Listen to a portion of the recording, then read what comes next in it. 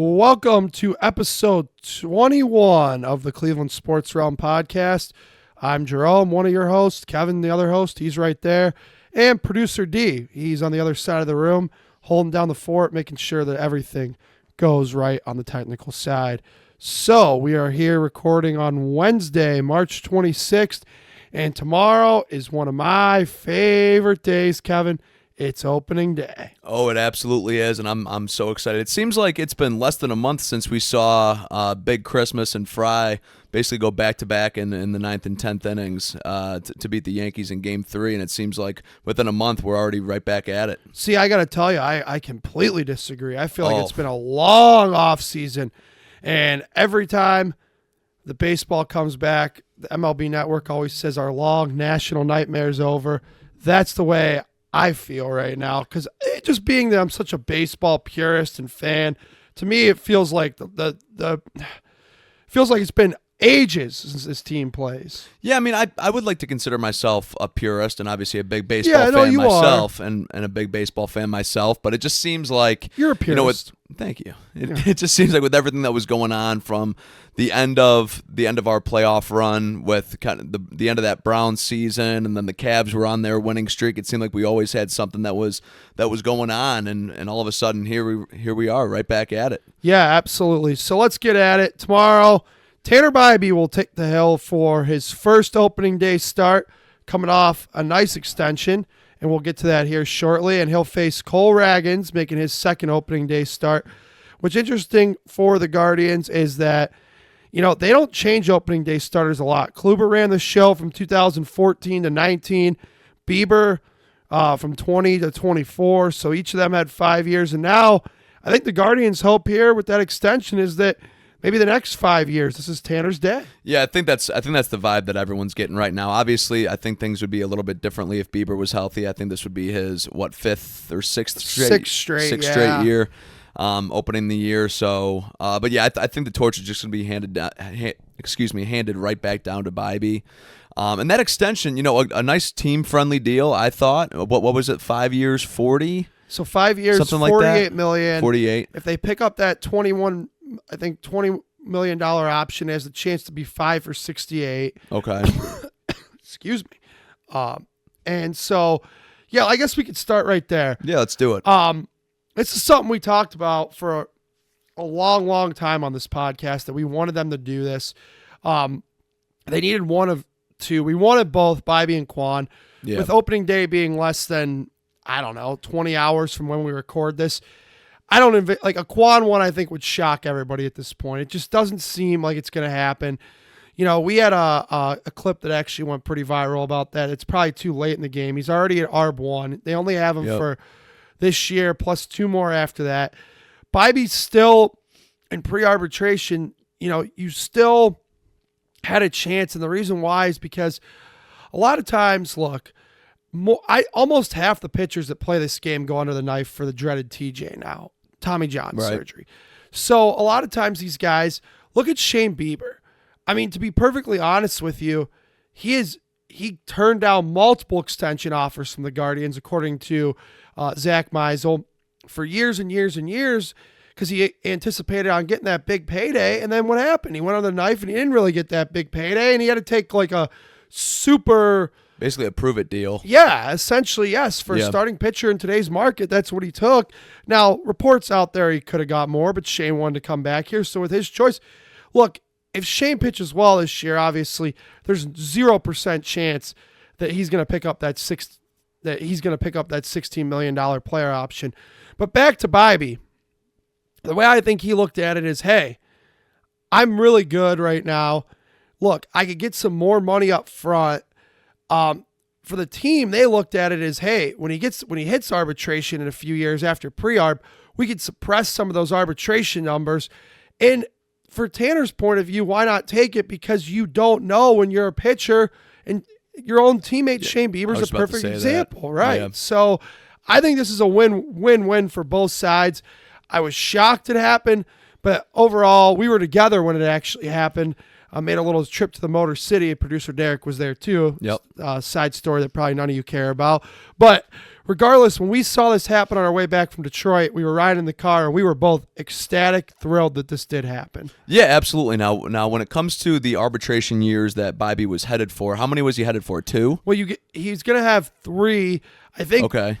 Because his first year, a lot of times you have to make a certain number of appearances in order for it to count for a pre-arb year. But if you win awards, it automatically. So he finished second in Rookie of the Year behind Gunnar that year, Gunnar Henderson. So they were only going to have him, I believe, he would have had 1 more year. This would have been his last. They would have had him for 4 more years. So this did buy out one of his free agent years.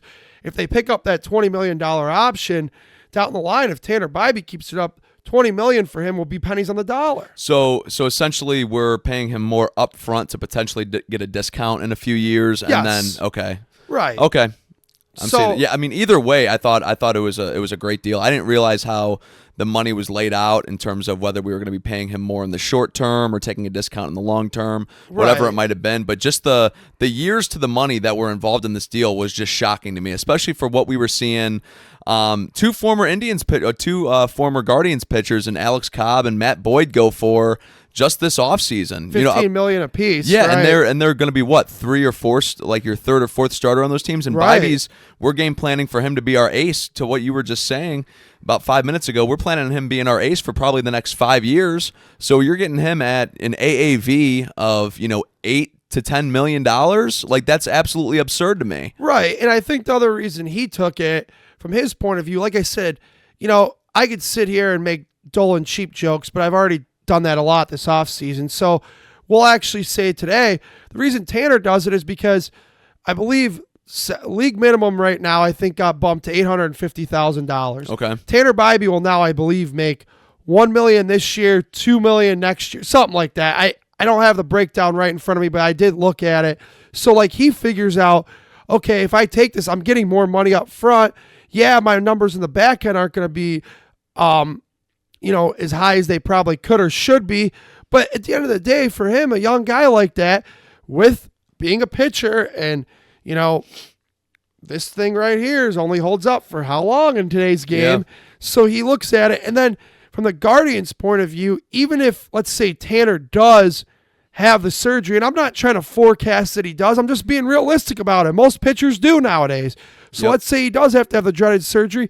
You're only paying him at that point probably $10, $11 million a year to sit out versus $30 million a year to sit out. So for an organization that, let's call them, to not call them cheap, we'll put it, they're risk adverse. How about that? Financially risk adverse organization. Okay.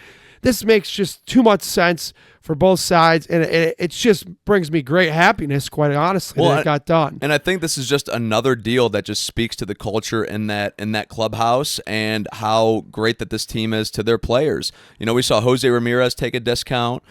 We saw Shane Bieber, for all intents and purposes, took a discount to stay here.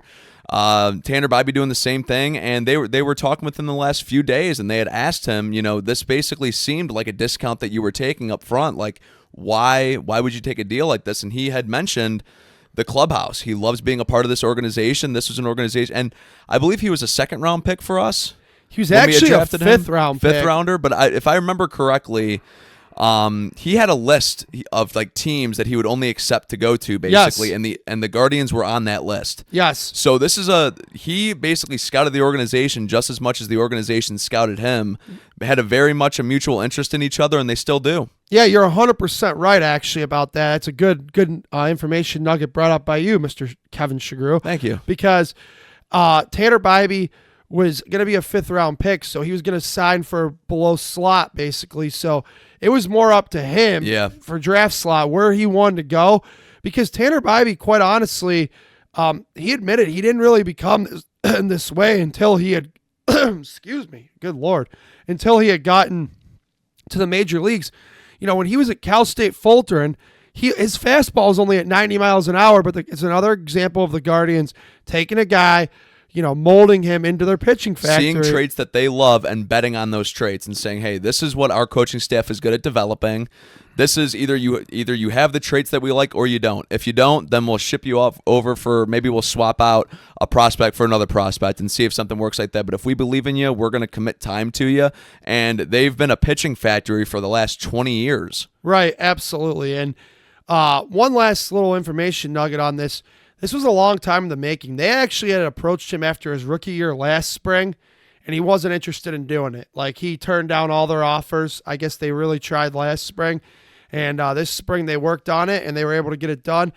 And what people don't realize, and then often the stories come out after, is especially for a team like the Guardians, they try, at least from what I've read and what the insiders say, the Zach Meisels of the world, the Paul Hoynes, of the world, right? They say that, the Guardians try this with a lot of guys. They know that their ownership's not going to sign guys at top market value.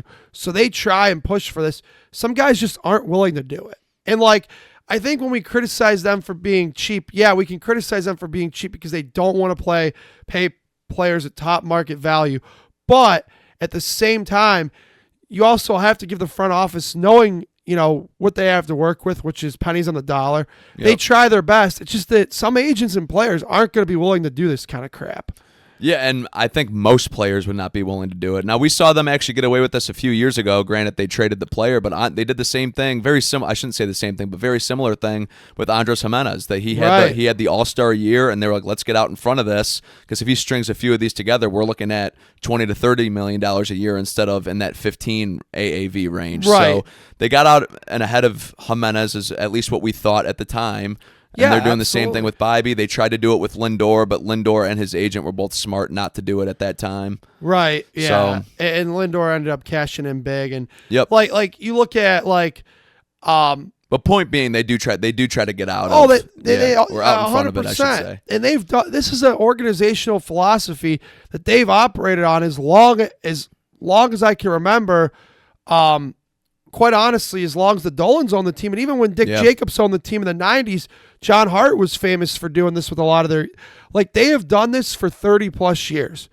It's just the way they're going to, we could sit here and we have on this podcast and cry and beg for them to be big, but they're never going to do it as long as the Dolans own the team.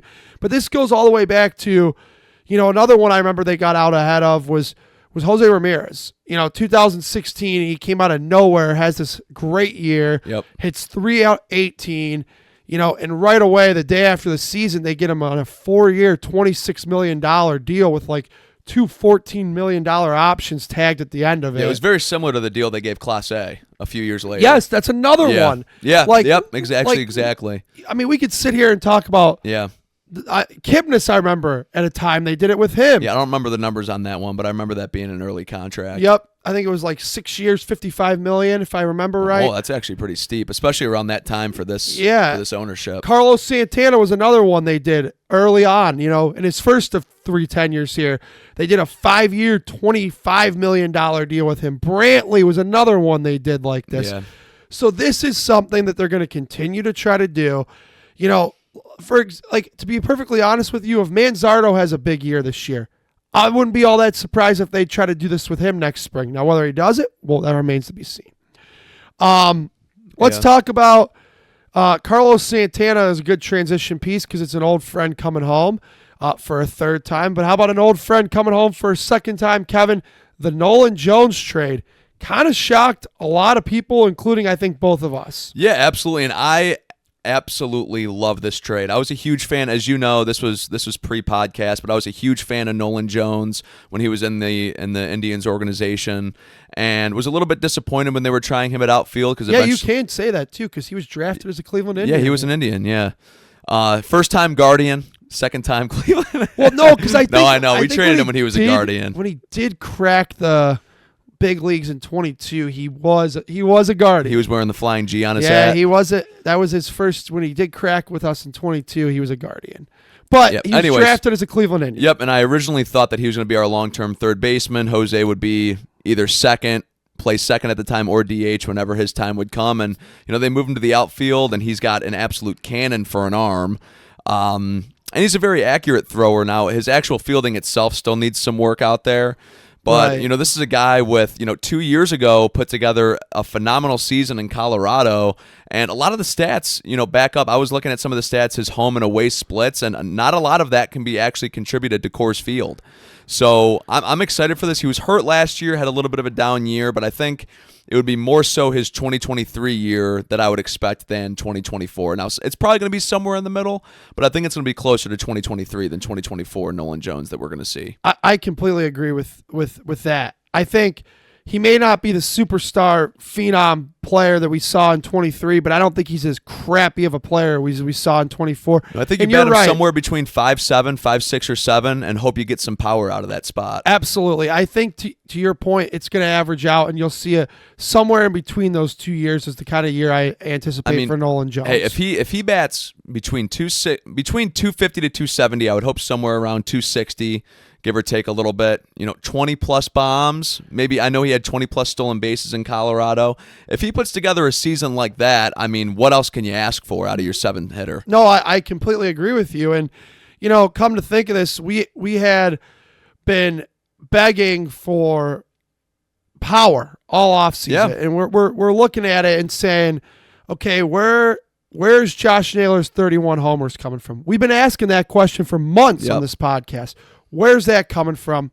Well, I think some of it could come from here. He's got a long swing. And to your point, and I know a lot of people like you, and you got out ahead of this, you're 100% right. A lot of folks are going to look at this and say, well, Coors Field. Kevin's right. Go look at the splits. He played just as well on the road. And actually, some numbers even was better away from Coors Field back in that great year he put together 2 years ago. And another thing about this is, like you said, the defensive arm. And I agreed with you. He does have a rocket of an arm. Now, does he take the best routes to balls? No. But, the Guardians are pretty good at coaching defense. And I think, JT McGuire can work with him. And I think on that, and he can become a decent defender. I also think that this helps Nolan because he's familiar with a lot of these guys. A lot of these guys who are on our roster now are who he played for the at the Rubber Ducks, who he played 100%. with at the Clippers, who he played with if you want to go all the way down to the captains. So for Nolan, there's familiarity. And another point that Zach Meisel had pointed out in his article about this trade, Nolan Jones was very close with current Major League hitting coach Grant Fink. Now, this will be Grant Fink's first year on the job. Okay. Grant Fink was a longtime minor league hitting coordinator for the Guardians. When Nolan Jones got traded to Colorado, he always kept a relationship with Grant Fink. I think that could be big too. Maybe, listen, I don't mind him keeping the long swing because we need the power, but maybe quite not as long. And if you could cut down on the K rate a little bit, this could be big. Yeah, but he still walks actually a pretty decent amount too. That's something that Naylor wasn't giving us. No, so, yeah. And then to your point, when it comes to the defense, this is an organization that has turned solid hitters into solid defenders. This is an organization that was so excited about Tyler Freeman's bat. Ironically, the guy that we traded, that they actually turned him. They didn't have any spot for him, and they put him in center field, and he turned into a plus defender out there. Had never played the position before. Right. So for all the concerns that we have with Nolan Jones, I think we can put our minds at ease a little bit, knowing what this organization's done, and even having Angel Martinez out in the outfield a few games last year too. Yeah, absolutely. So, and you're 100% right. That's the name of the game in baseball now. A lot of these front offices look, how many positions can you play? And if you're not a Jose Ramirez, who's an absolute superstar, you're going to put him out there at third every day, and you're not going to move him around willy-nilly. But the rest of these guys, if you're an up-and-coming guy trying to prove it, how many positions can you play?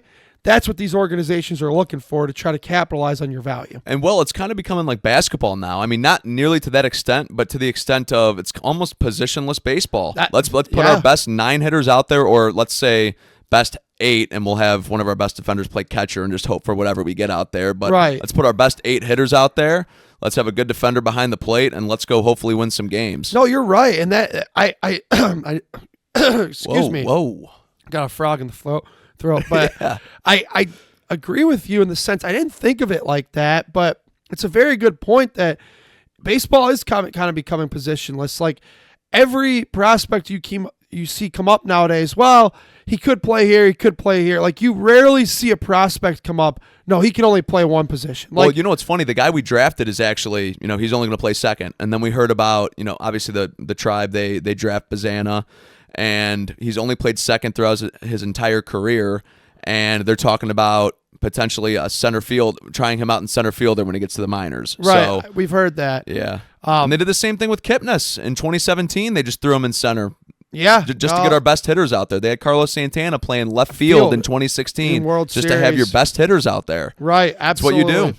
It's so, all right, well, touch on Tyler Freeman a little bit. I think this actually works out really well for him. Look, he got his chance to play every day last year to start the season in center field, as you pointed out, because they had no one else. And the bat just simply didn't play. It just wasn't enough. And so they actually went out and made a good move and got Lane Thomas to play center field. So had Tyler Freeman cracked his club, he was going to be a utility guy. Again, to that position, he was going to play second, short, third, left, right, center. So he really had no everyday spot here. Now, look, they could have probably put him at second base every day based on spring training results this year. But the old adage is you got to give something to get something. I actually could see Tyler Freeman benefiting greatly from Colorado. Look, they're going to stink this year. I agree with you. Look, they can stick Tyler Freeman at second base every day. He can have a chance to play every day. And if he stinks, well, he stinks, but it doesn't matter. The Rockies aren't going to do anything anyway. Versus the Guardians, look, they're coming off an ALCS appearance. Yeah, they always have this kind of like thread the needle mentality, but we're not in a position to give guys an open tryout here, which unfortunately we're giving Arias another chance at an open tryout. They're kind of contradicting what I'm saying, but also at the same time, look, Nolan Jones should, and I believe will, benefit the 2025 Cleveland Guardians and have way more of an impact and have a chance to have an impact than Tyler Freeman could have possibly ever had. Yeah, I 100% agree. Now, I do want to clarify before I say this that I would do the Nolan Jones for Tyler Freeman trade 10 out of 10 times. The only problem I have with it is that you had players on the market like the Alex Verdugos that were signing 1 year, $4 to $5 million contracts, and you could have plugged them in at right field like what you're going to do with Nolan Jones and then have Tyler Freeman at second base based off of his spring training. Only thing I'm going to say about that, and it's not going to be a big harp because I do love the trade for the Tribe. I really do. It's just, you could have there were still some better options out there, but also at the same time very glad to have Nolan Jones back. Yeah, to me, the key ingredient now that Tyler Freeman's out of the equation, like you got to hope that Juan Brito just rakes at the Clippers right now. I mean, and you got to hope that he's just hitting the daylights out of the ball down there at Huntington Bank Field or Huntington Bank Ballpark in Columbus because, I mean, look, I'm sitting here and I am optimistic about this team this year. We'll get to our predictions here shortly. I am optimistic, but I'm sorry, I don't have faith in Gabriel Arias. I don't either. To be an everyday player. And that's who's going to be. Look, to start the year, you're going to probably see a lot of Arias against lefties and Schneemann against righties. I think Daniel Schneemann is a fine utility player. Same. I do not see him as an everyday player in the major league. Sorry. And that's what's going to probably happen. He's going to get the lion's share of the at-bats. Look, the second base is going to be a black hole, I think, to start the year, quite frankly. And you got to hope by like Memorial Day, Brito's hitting 310, 315 down in Columbus, and just let the kid play. And that's what you got to do because they didn't address the position. Yeah, and even, what stinks about that too is Brito still isn't even the long play at that position. So like we're definitely getting our hopes up for something that's probably not even the long-term play. We're going to get excited about him, and then it's going to be the same thing that happened with Jimenez and Naylor. We'll ship them off. Get whatever we can for them. You're right. But ultimately, the Guardians, if you take a look at their transactions, what they ultimately got was Juan Brito and Nolan Jones for Tyler Freeman is how this whole thing ended up working out. Because if you go back to the end of the 2022 campaign, you traded Nolan Jones for Juan Brito. Yep. And then 2 years later, 2 years later, yep, you trade Tyler Freeman for Nolan Jones. So, to me, I think that there's enough potential there with Brito that I'm willing to give up Tyler Freeman for Nolan Jones and Juan Brito. Oh, 100%. Absolutely. And I know, just reading some of the online comments, let's just put it kindly, Rockies fans weren't too thrilled with this whole ordeal. I saw they were furious. Yeah. And honestly, I would be too. I think we made out like absolute bandits. Yeah, and to be honest with you, I was on another podcast the other day. We actually got into this conversation. I was a guest on another podcast, got this conversation. You start to just feel bad for Rockies fans because I don't think that organization has any clue how to run anything. I don't either. I mean, they are clueless when it comes to developing talent. And I mean, they've got a couple bright spots. They got Tovar and Brenton Doyle over there that are two big-time players. Yeah, I agree. Who So, are I mean, both homegrown, but yeah, I think both of them are age 25 or younger. and they did give Tovar a big extension, but like, And those are the two most important positions out on the field outside of catcher, like pitcher and catcher. like we sit here and complain about the Guardians not spending money a lot, but you could also look at it from the Rockies' point of view. Like, spending money also doesn't always guarantee you anything. Like, especially if you're going to give a wash Chris Bryant $162 million. I think this will be his fourth year there. I think in the first 3 seasons he's played like a combined 130 games or so. Like, it's horrible. Like, this contract has aged like a gallon of 10-year-old milk. Oh. I mean, it is repulsive how bad this is aged. But enough about them. Honestly, feel bad for them, but that's their problem. We don't have an ownership group that's supportive, but we have guys in Mike and Chris that just seem to be able to figure it out a lot. So good for us. But to your Brito point, look, if the bats play, right, like, to your point, I'm going to tie this Juan Brito thing into something that you had said maybe 6-7 minutes ago. Positionless baseball, right? Yes. So if Juan Brito, who we hear is not a plus defender at second base, like, the reason he would be out there is for the bat.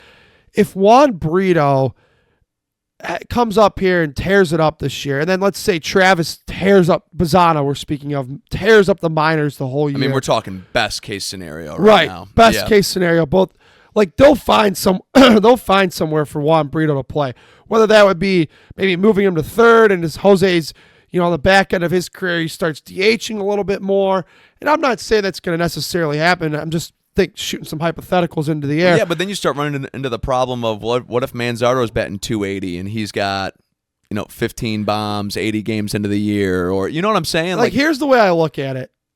I hope all of it comes true and it's a problem to have where they have so many damn good hitters, they have no place to play them in the field. That is a tremendous problem to have, and one that they haven't had in years. No, yeah. And honestly, I mean, it sounds bad, but I mean, I do think we took Andres Jimenez's defense for granted.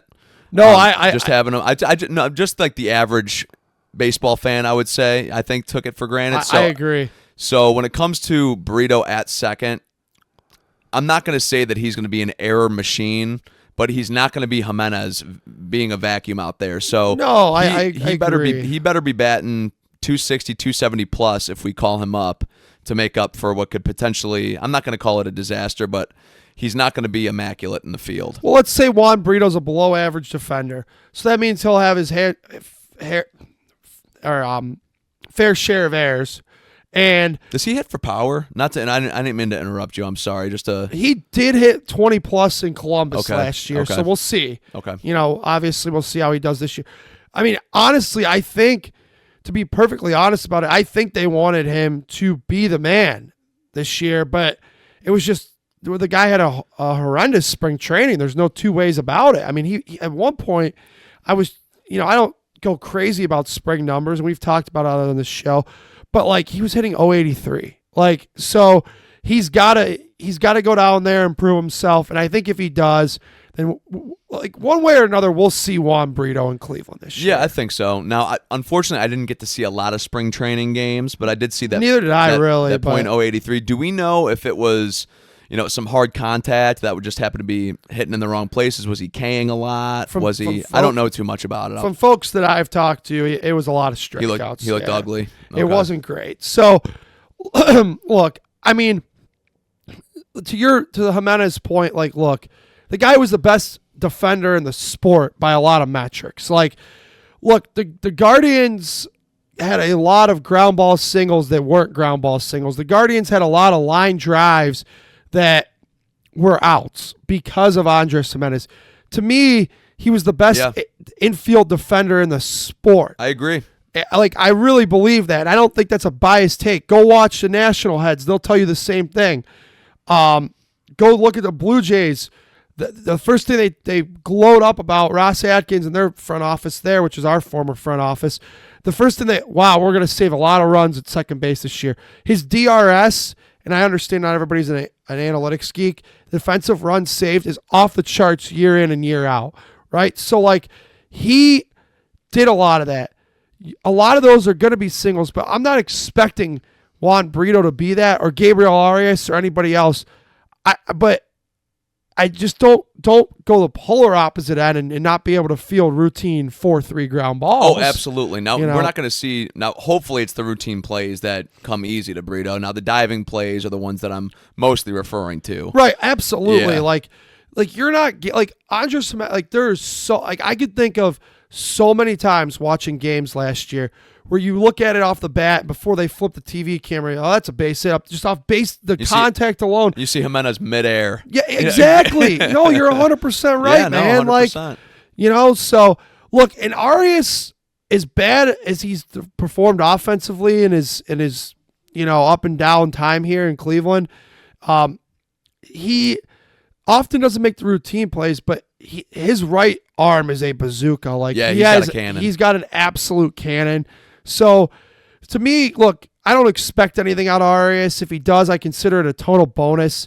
But to me, the one thing that is nice is Arias at least play good defense, right? If you're not going to do anything with the bat, the least we can expect you is to play some good defense. If you're not going to give us anything with the bat, then be Brian Rocchio. Yeah, exactly. Which, speaking of Brian Rocchio, I'm really hoping he can carry over his postseason, his October into March, 100%. Yeah, absolutely. Man, I completely agree. He was the what seemed like our most reliable hitter in the playoff, and I'm including Jose in that. Like, I felt the most confident when Brian Rocchio was at the plate. He was phenomenal last October.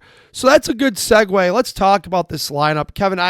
I've tried to be as optimistic as I can about this lineup. I just, quite frankly, I look at it 1 through 9, and unless some guys come on really strong, I just don't see them scoring a lot of runs this year. Yeah, I think this is, looking at the lineup right now, I think this is a 500 baseball team. I think we're right around that 80 to 83 win marker.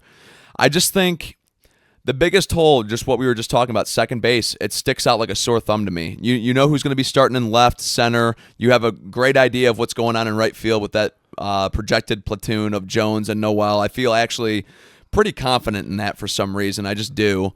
Yeah, I think that could play out nicely as well. First base is on lock. Santana, Manzardo, whatever is going to. I hope to see Manzardo actually with more games at first base, but you know what's going on at DH and first. You know Rocchio's at short, Jose at third. You know exactly what's going on behind the plate with Naylor and Hedges. You know what the rotation's looking like. So right now, but with all those positions, nothing stands out, and you're like, wow, about this baseball team other than third base and left field, other than the left side of the defense. So you're going to get some streaky play, I think, with Lane Thomas. Hopefully Jones and Noel are consistent bats. You know, Rocchio, it's going to be, what are we going to get from him this year? He's a big question mark because he was putrid during the regular season. Yeah, and then, he's a huge question under the mark. Brightest lights against the New York Yankees, the guy turned into an unbelievable player. Yeah, point, absolutely. And we need to see major, and I mean major, improvements from Bo Naylor this year, offensive and defensively. Yeah, this is a big year for Bo. This is a huge year for Bo Naylor. And look, to me, it's kind of a put up or shut up year for Bo Naylor. We've been hearing about him since he's got drafted. Back in 2000. Literally from the second that they traded Yan Gomes to the Washington Nationals almost 7 years ago, turned around in that June draft and drafted Bo Naylor. This is the catcher of the future. So we've been hearing about him for 7 years, and it's basically like, look, you either have a big year or you don't. And to me, if he doesn't this year, I'm done with Bo Naylor, right? Like, now, as much as I sit here and say that, for some odd reason, I think Bo Naylor is going to put it together and have a nice offensive season this year. What are you thinking? What are you thinking number? Are you thinking like average catcher numbers or like actually? I think above average for a catcher. Like, I think look, to me, Bo Naylor doesn't need to hit 260, but if Bo Naylor hits me 225, but he can hit 20-plus homers, yep, I think that's a good year for Bo Naylor. 100%. I'm taking that out of my 8-hitter. Yeah, absolutely. So, to me, that's a big one because, look, I think he may be the X factor of the year for the Tribe. I think he could be too, man, because there's not a lot of proven options here, right? Like Nolan Jones, we're sitting here, well, he could be good, he could not. John Kenzie Noel, could he ever figure out how to not chase sliders in the left-handed hitter's batter's box? Lane Thomas, to be honest with you, has had a really good year where he's stolen a bunch of bases. He's had a really good year where he's hit a bunch of homers. But Lane Thomas's whole problem is he's never put it all together in 1 year. And the best case scenario for the Guardians would be that he did. And best case scenario for Lane Thomas would be he did because this is his walk year. So best case scenario is Lane Thomas has a phenomenal year and then for his best case scenario, he gets a big free agent contract to benefit from it. 100%. And quite honestly, the Guardians need something big from Lane in the contract. Like, the way I think this lineup's constructed, Lane Thomas is going to be hitting third, probably against lefties and probably fifth against righties, I would imagine. Yeah, I still don't know if I feel so confident when Jose's batting third. It just looks right, and it feels right. He's been doing it for so long. I don't like that it sounds like he's probably going to be batting second this year. And I get you want him up a little bit in the order. You want to go if Quan gets on base, Jose's up, and you're already kind of starting a rally. I get that confidence aspect of it.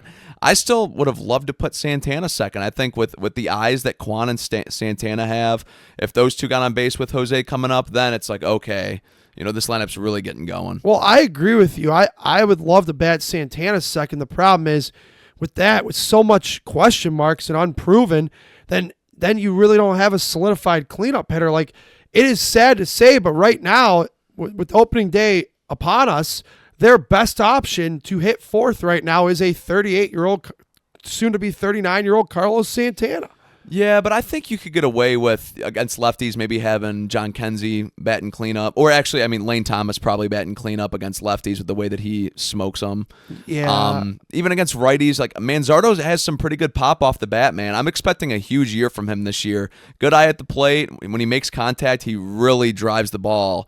I think he could easily be our cleanup hitter. Yeah, absolutely. And Kyle Manzardo was interesting last year.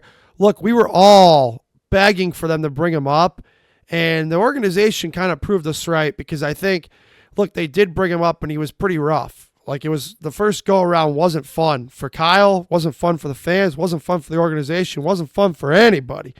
And then they set him back down, and it kind of kicked him into high gear, went down there, dominated, came back up, and he's another guy who had a pretty damn good October. Yeah. So they need a big year out of him. Pitching wise, look, so basically, I guess before I transition, I should recap here.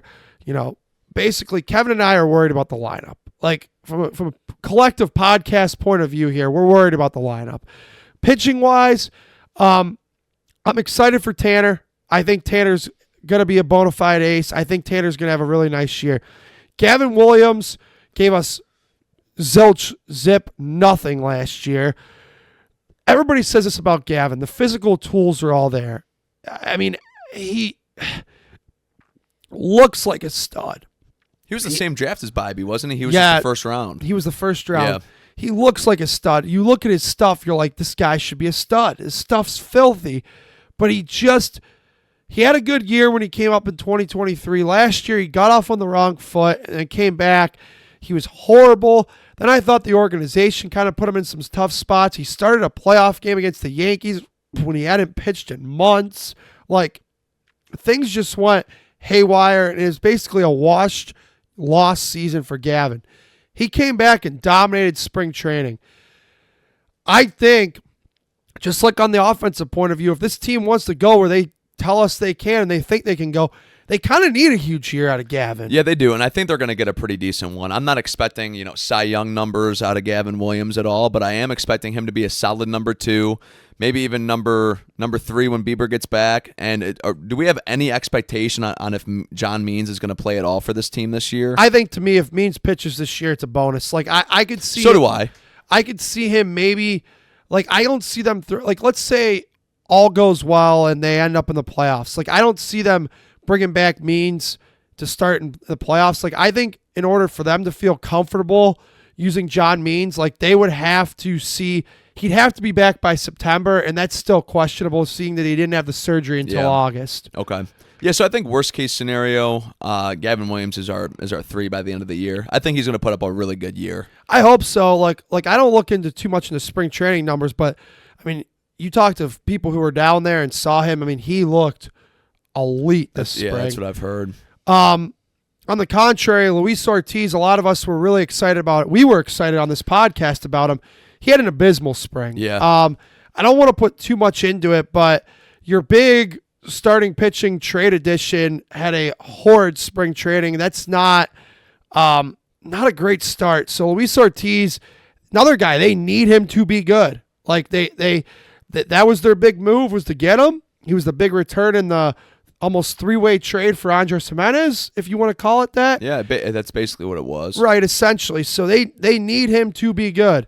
Ben Lively, I think it's going to, for some odd reason, I have no real reason or context to tell you. I just feel like Ben Lively's going to do what he did last year. I don't know why. Like, I think he's going to be fine. Yeah. Yeah. And then Logan Allen, 5th spot.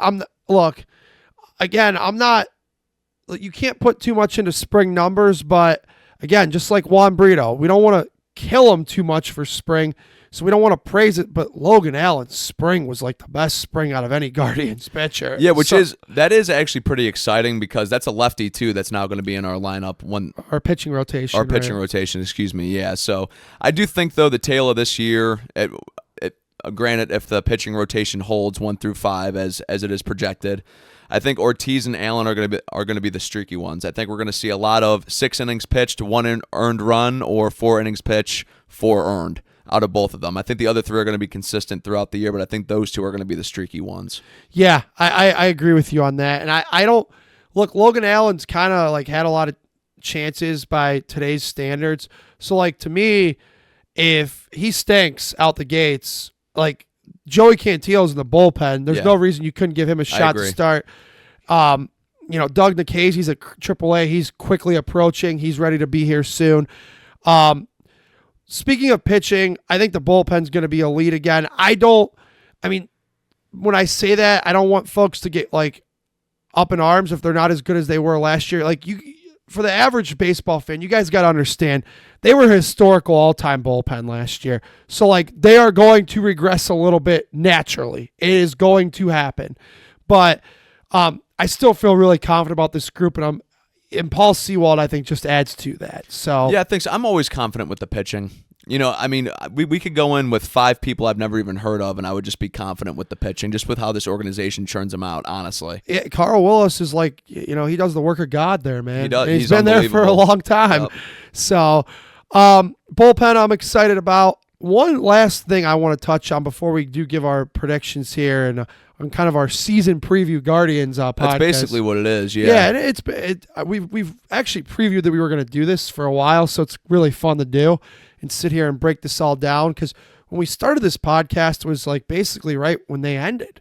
So we've never really... Yeah. So this will be... Would have been around November, right? I think that was our first episode. Yeah, so we've never really gotten to do a full Guardians breakdown besides little tidbits. So this has been fun from a personal point of view. Hope you guys are enjoying it as well. But Kevin, one last pitching thing. Tristan McKenzie going to the bullpen. This is something fans have called for a long time. Love it.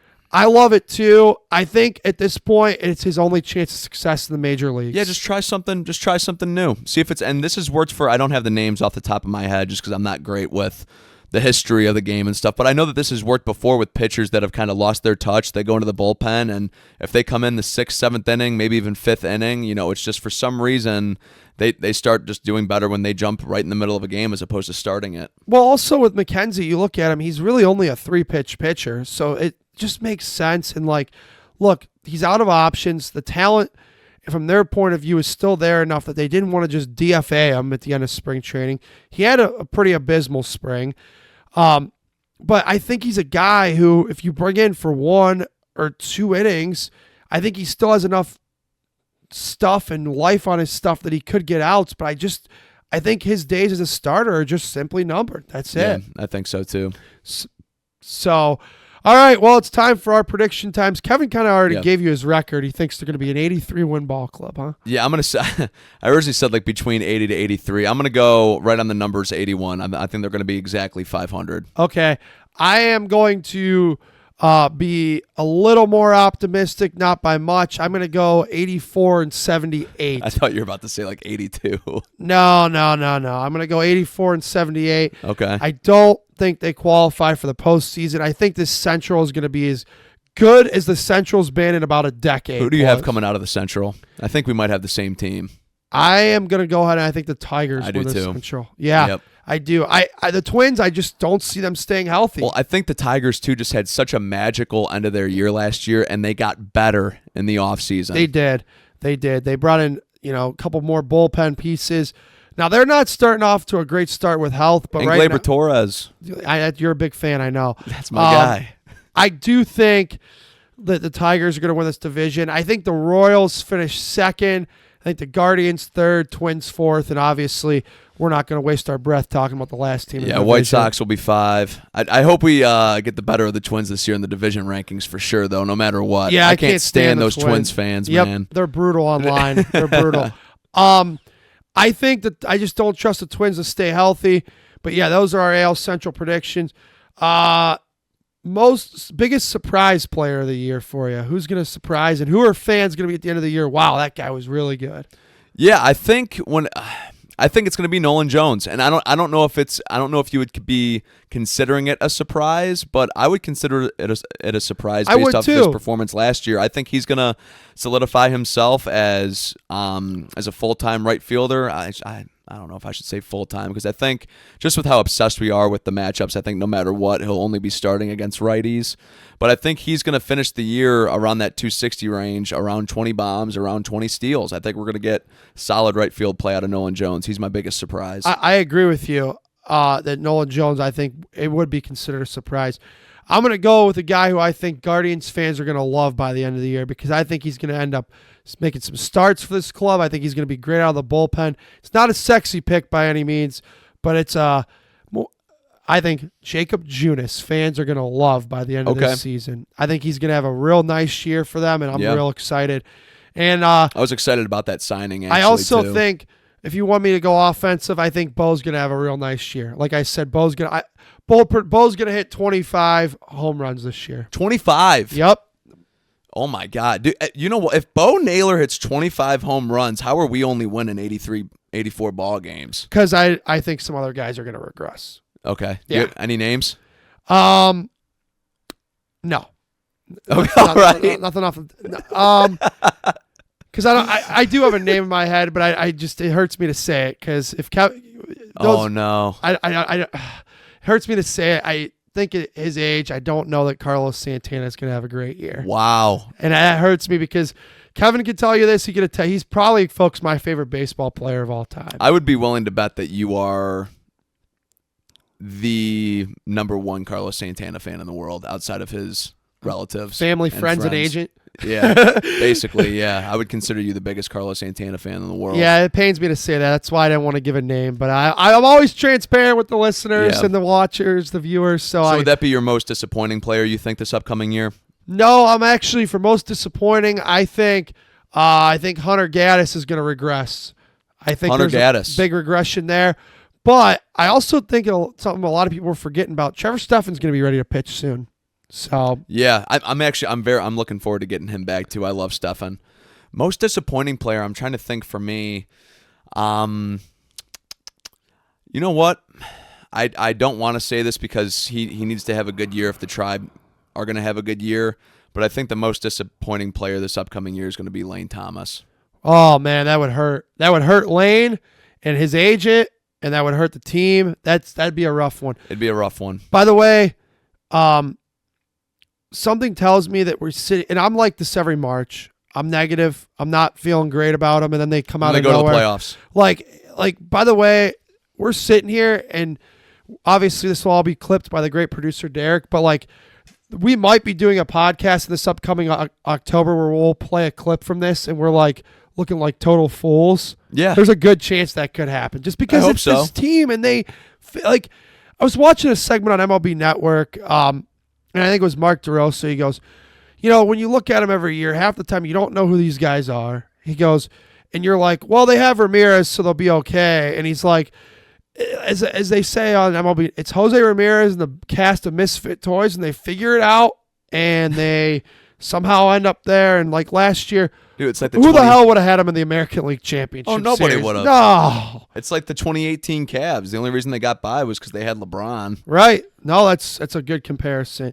So that will do it for us previewing the Guardians. We're both looking forward to it, and now just like the Cavs, we'll have games to talk about every week and stuff to talk about. So that's which will be exciting because this will be the first time on the podcast we'll actually be able to discuss the ins and outs of the ball games that we actually get to watch from them. Yep, absolutely. So we had a bunch of stuff on the rundown, and we didn't get to a lot of it. Let's spend a few minutes just on the Browns. Yeah, just absolutely. A little bit, just because there has been some stuff. We'll skip Cavs this week. They have one not too. A lot. Yeah. It's just basically the Cavs are. Where's the playoffs? That's where we're at. Yeah. So it's playoff time. We're gonna have the 1 seed. We're looking forward to the first round. Yeah, matchup. let's hit on a couple Browns things, including a longtime Cleveland media face who a lot of people below our generation today probably have. Who the hell is this guy? Well, if you grew up in our era, you remember his shows and you remember him.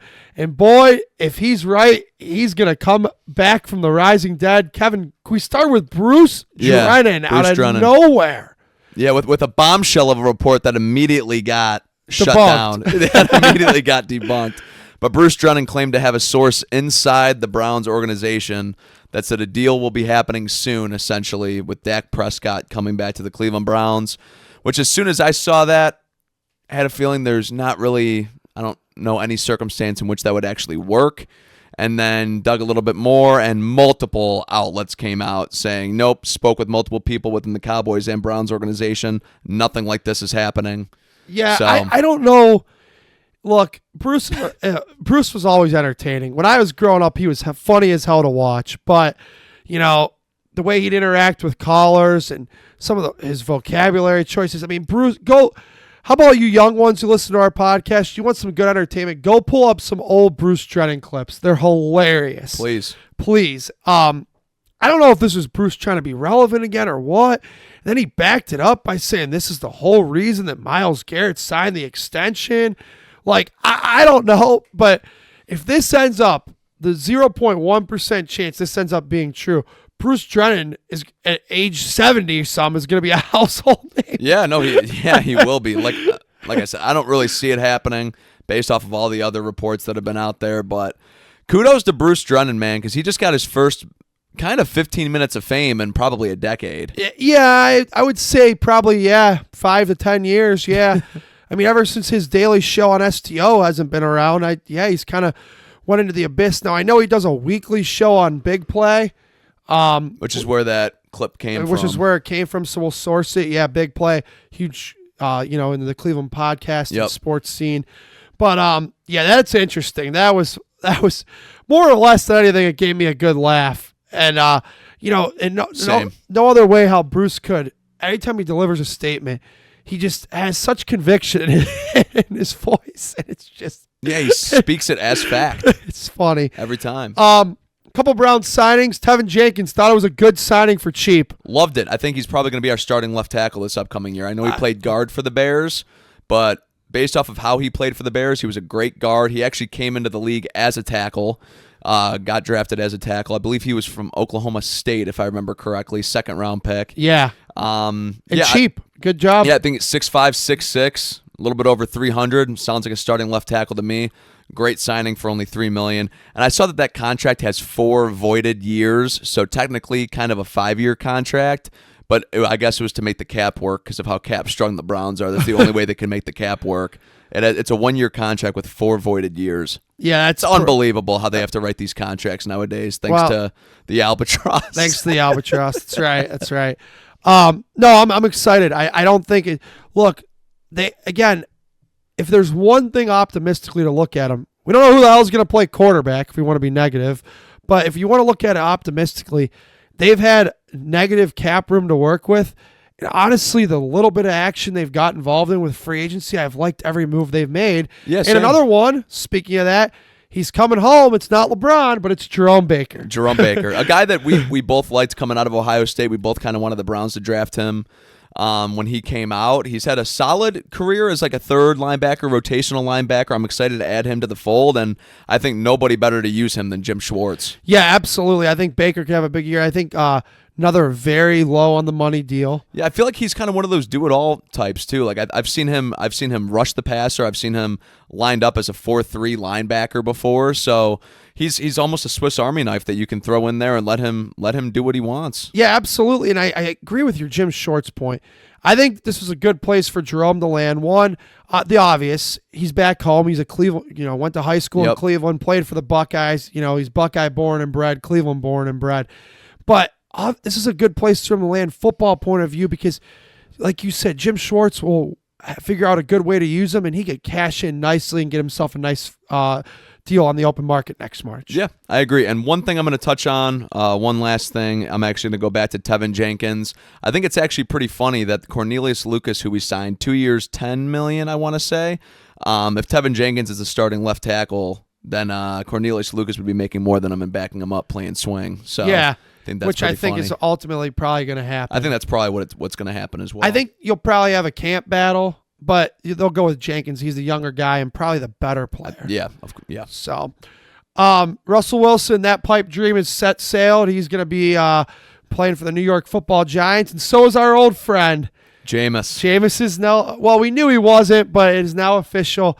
Now that is going to make for a hell of some entertaining NFL films clips with Russell Wilson and Jameis Winston in the same quarterback room. Yeah, it's going to be even more interesting if that's where Mr. Sanders ends up going. Boy, there will be. It's New York. It's the biggest media market already.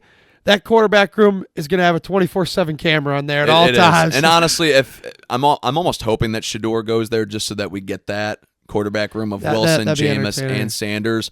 But from everything that I've heard, there was almost a desperation move from the Giants to get Russ because they don't think, not necessarily they don't think that the Sanders is going to get to them, but they don't know what the Browns are doing it too. They think the Browns might be trading back. Then there were rumors that the Browns are leaning towards Abdul Carter. Then there's rumors that the Browns want Shador. And the silly season has been off the hooks. I saw longtime Cleveland media member and Browns beat reporter today, Tony Grossi, with an excellent tweet. This has been the silliest silly season of maybe all time. I mean, the rumors are ridiculous, dude. 2018 was a pretty absurd year for rumors. That was the Baker and Darnold and what was going on with Saquon. We didn't know if he was going to go one or not. That was a pretty ridiculous, silly season. The quarterback debates in that class were fun. But yeah, silly season's been off their rocker in 2025. It's been off the rails, man. It really, really has been. And then Josina Anderson with her cryptic tweets which can we stop with that? She's tweeting the most broad tweets of all time, and then whenever news breaks, she's like, back to my tweet from 2 weeks ago when I hinted at something happening. She's always hinting at something happening. Again, silly season. Yeah. But as we do, and we will do every week through the end of this podcast now, or through the end of when the Browns finally do select it too, which it can't come soon enough. Silly season's been off the rails. Who are they taking? Carter. Second week in a row. Actually, I think it's a few weeks in a row now I've said it, but they're taking Carter. I don't remember how many weeks I said it, but Deion Jr., whatever, Shador Sanders will be a Cleveland Brown. So we're going to do that every week. Every week. Quick hitter. It's been Carter versus Sanders so far, but... All right, odds and ends. Kevin, let's get to it. I guess we can hit on it here because we meant to do it. Cavs have won 2 in a row. Calm down, everybody. No need to drive to the 480 bridge. Folks, we're out of control online. Everybody relax. Pump the brakes. RELAX, as Aaron Rodgers once said. Interestingly enough, I wanted to hit on this. I had a friend of mine, a good buddy of mine, Sean, I'll call him out by name, with a bold take that he wanted me to put on the podcast, so I will for him.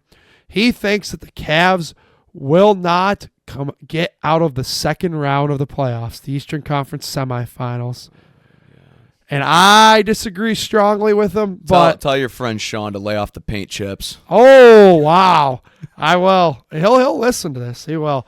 I hope he does. I'll say it again. Sean, lay off the paint chips. Wow. All right. So that'll be interesting. Another one of those takes that we can either roast him for, or he could look like the smartest guy in the room. Hot take there. Another odds and ends thing, Kevin. We, not my first, but your first, we went to March Madness and had a hell of a time. It was a lot of fun. Yeah, we had a great time. Yeah. Yeah, got to see Michigan State and Alabama both winning, both favorites, but still both great games that we got to see. Yeah, absolutely. Michigan State, kudos to you guys. I know it's the closest of the 4 teams that played, but they made that 3.5-hour drive feel like they were coming from Akron. Kevin, I would say, I believe there were 16,000 folks down there. I'm going to go ahead and say 12,500 of those were wearing Michigan State green. It was crazy. When the Spartans ran out onto the court, it was loud, man. It felt like a Cavs game in there. It really did. It really did. Yeah. People were saying it felt like a Cavs playoff game, and I've been to those. I've been to the tournament. It really did. Also, I mean, they were taking the place over. During the St. Mary's Alabama game, they already had the Go Green, Go White chant going, and they were still an hour and a half from game time. Yeah. It was unbelievable. It was fun, yeah. So credit to the Spartans fans. So Sweet 16 coming up tomorrow.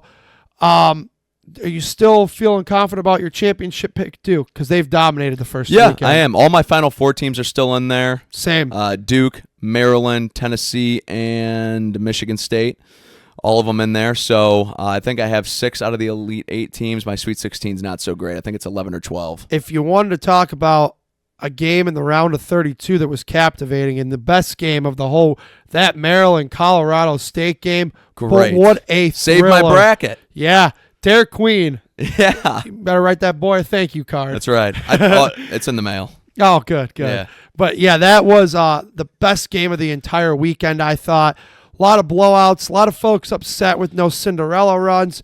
That's probably the world of NIL we're in. You're probably just not going to see these mid-majors. Great point. Keep moving forward like that. So, obviously, we'll update you, continue on the tournament. But, I mean, to be honest with you, I still think it's been a good tournament. I agree. And the people who say the mid-majors are completely eliminated, well, what about what we just talked about? Colorado State took Maryland to the wire. Right. It looked like they had a game-winning shot if it wasn't for the heroics of Derek Queen. Yep. So, my Final Four teams are all still present as well, so we'll keep you updated there. That'll do it for this week's episode of the CSR. And please remember to like us, give us a thumbs up for your fellas here. We are now available on, please list the platforms, Mr. Sugar. Apple, YouTube, Spotify. We got our link tree in the description. Follow us on Twitter at CLE Sports Realm, TikTok at CLE Sports Realm. Same thing on Instagram. Engage with us. Please follow us. Engage with us as much as possible. Give us some likes. Give us some love. More than, we would love to give the love back to you. We'll follow everybody that follows us. Yeah, absolutely. We appreciate all the support we've got. And we've got some regular loyal listeners. Shout out to you who've been with us since day one. We're on episode 21. If you started from the bottom with us, we're still here and you're still there. We appreciate that. So thanks to everybody. Have a great rest of your week, and we'll talk to you next week. Well, baseball games to talk about that matter. Oh, go Sparty. Go Tribe. All right. Take it easy, folks.